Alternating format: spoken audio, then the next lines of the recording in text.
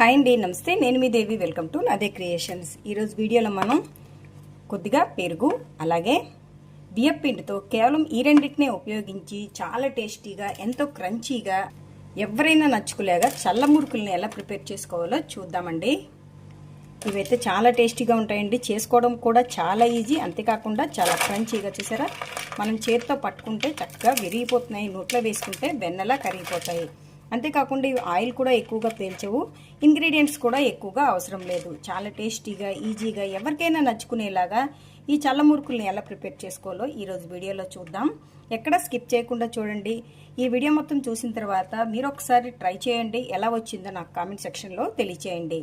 మరి ఎంతో టేస్టీగా, క్రంచీగా, నోట్లో వేసుకుంటే వెన్నలా కరిగిపోయి ఈ చల్ల మురుకుల్ని ఎలా ప్రిపేర్ చేసుకోవాలో వీడియోలోకి వెళ్ళి చూసేద్దాం.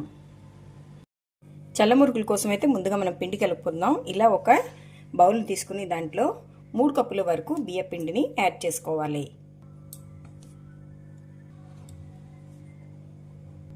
ఇప్పుడు దీంట్లో 1.5 టేబుల్ స్పూన్ వరకు నువ్వులు, మీ టేస్ట్కి తగ్గట్టుగా సాల్టు, 1 టీ స్పూన్ వామ్ని ఇలా తీసుకొని కొద్దిగా క్రష్ చేసి వేసుకుంటే మనకి ఫ్లేవర్ అనేది చక్కగా వస్తుంది. అలాగే మంచి ఫ్లేవర్ కోసం ఇంగువ, మీ టేస్ట్కి తగ్గట్టుగా కారాన్ని వేసుకోండి. ఇక్కడ మనం వేసుకునే కారం అనేది మనం తీసుకునే ఈ పెరుగు తాలూకా పుల్లదన్నాన్ని బట్టి ఉంటుందండి. కొంచెం పుల్లగా ఉన్న తీసుకుంటే ఈ మురుకులు అనేవి మంచి టేస్ట్గా వస్తాయి. అలాగే దీంతోపాటు ఇంగువను మాత్రం ఖచ్చితంగా వేసుకోండి. దీంట్లో ఇంగు ఫ్లేవర్ అనేది చాలా బాగుంటుంది. ఇప్పుడు వీటన్నిటిని ఒకసారి బాగా మిక్స్ చేసుకుందాం.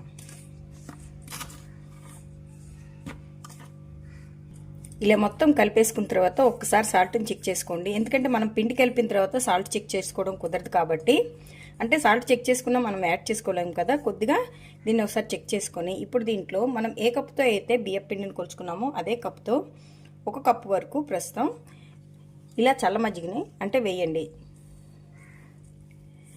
అంటే మనం ఈ చల్ల అనేది డైరెక్ట్గా పెరుగునైనా చేసుకోవచ్చు, లేదా మనం వెన్న తీసిన మజ్జిగ ఉంటుంది కదా దాన్నైనా వేసుకొని మనం ఈ పిండి కలుపుకోవచ్చు.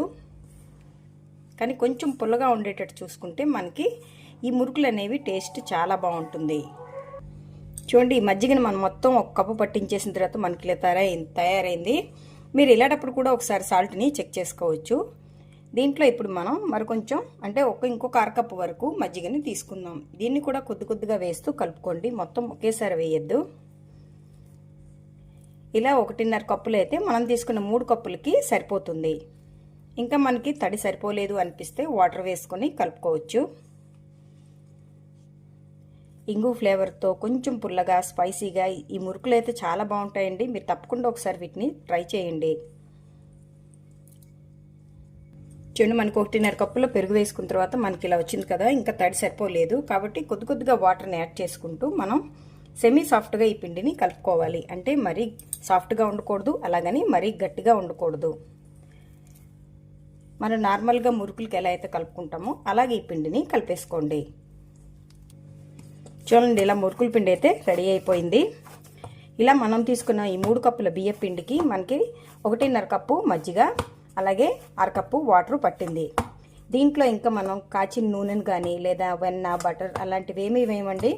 ఈ క్రంచినెస్ అంతా కేవలం ఈ పెరుగు వల్లే మనకి వస్తుంది. కానీ కొంచెం పుల్లగా టేస్ట్ అనేది చాలా డిఫరెంట్గా ఉంటుంది. మీరు ఒకసారి తప్పకుండా ట్రై చేసి చూడండి. ఇలా కలిపేసుకున్నాం కదా, మనకి ఇలాగా సెమీ సాఫ్ట్గా రావాలి. ఇప్పుడు దీన్ని ఒక 2 మినిట్స్ పాటు ఇలా రెస్ట్ ఇచ్చేయండి. ఇది మనకి చక్కగా సెట్ అయిపోయి ఉంటుందండి. ఇప్పుడు దీంతో మనం మురుకుల్ని ఒత్తేసుకుందాం. మురుకులు కొట్టడానికి ముందుగా ఆయిల్ని అప్లై చేసేసుకుందాం. ఇలా ఆయిల్ని అప్లై చేసుకుంటే మనకి ఈజీగా అవి జారిపోతాయి. ఆయిల్ అప్లై చేసుకున్న తర్వాత ఇలా 3 కన్నాలు ఉన్నది తీసుకోండి, లేదా మీకు ఇష్టమైన దాన్ని తీసుకొని దీన్ని ముందుగా ఇందులో అడ్జస్ట్ చేసుకొని మనం కలిపి పెట్టుకున్న ఈ మిశ్రమాన్ని ఇలా ఒకసారి అడ్జస్ట్ చేసుకొని ఇందులో పెట్టేసుకుందాం. ఇప్పుడు దీన్ని క్లోజ్ చేసేసుకోవడమే ఏంటండి. ఇప్పుడు మురుకుల్ని ఒత్తేసుకుందాం.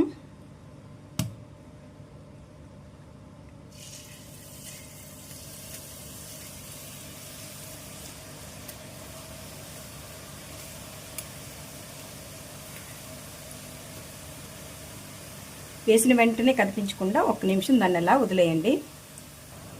ఇది కొంచెం పచ్చిదనం తగ్గింది కదా, దీన్ని ఇప్పుడు రెండో వైపుకి ఇలాగా టర్న్ చేసేసుకొని రెండో వైపు కూడా కాసేపు ఇలాగా వేగనివ్వండి. ఇది రెండో వైపు కూడా చక్కగా ఫ్రై అయిపోయింది. ఇప్పుడు దీన్ని ఆయిల్లోంచి తీసేసుకుందాం.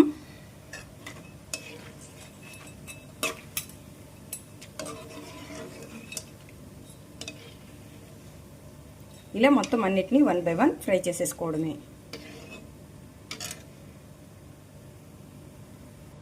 మనం మళ్ళీ రెండోసారి వేసేటప్పుడు స్టవ్ని కొద్దిగా సిమ్లోకి అడ్జస్ట్ చేసుకొని మనకి మురుకు వేసేసుకుంటే చెయ్యి కాలకుండా ఉంటుంది.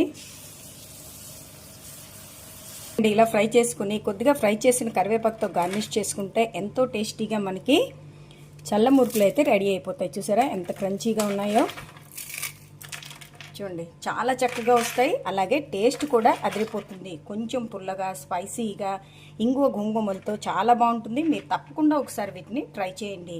మీరు ట్రై చేశాక మీకు ఎలా వచ్చిందో నాకు కామెంట్ చేయండి. మరిన్ని టేస్టీ రెసిపీస్ కోసం నాదే క్రియేషన్స్ని సబ్స్క్రైబ్ చేసుకోండి. Thank you for watching.